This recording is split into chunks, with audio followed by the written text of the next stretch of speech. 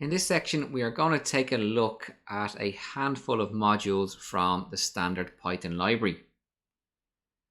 The standard Python library is a collection of modules and packages that come bundled with every Python installation.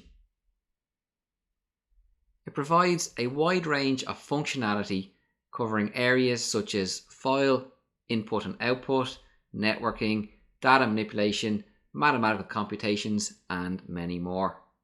You should really think of it as a toolbox that equips Python developers with essential tools and utilities to build powerful applications and general scripts without needing to install additional packages.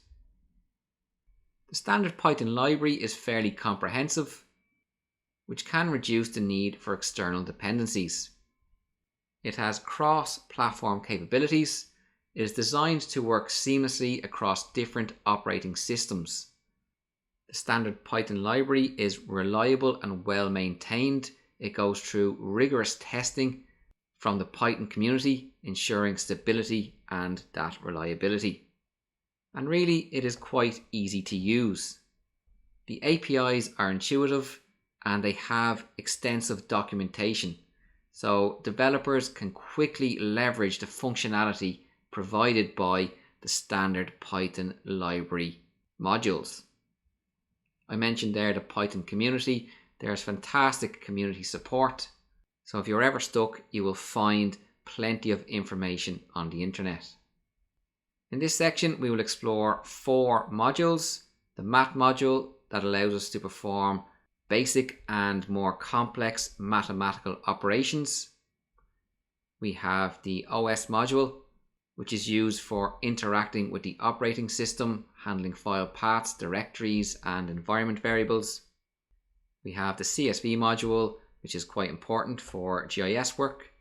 This allows us to read and write CSV, comma-separated value files, which are commonly used for tabular data storage.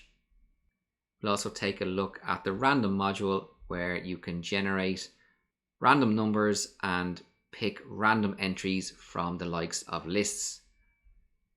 Now, there are other modules out there that are worth looking at. Datetime for handling your datetimes in GIS, JSON for handling GeoJSON, or if you're dealing with ArcGIS Online, and the requests and URL lib if you are trawling the internet. By the end of this section, you will know how to import the modules, which you've seen throughout this course already with math and random.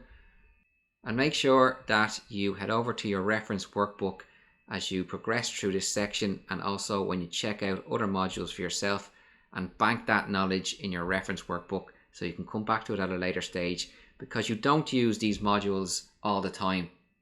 I don't know how often I've had to look up how to create a CSV file. So make sure you do it properly and bank that knowledge.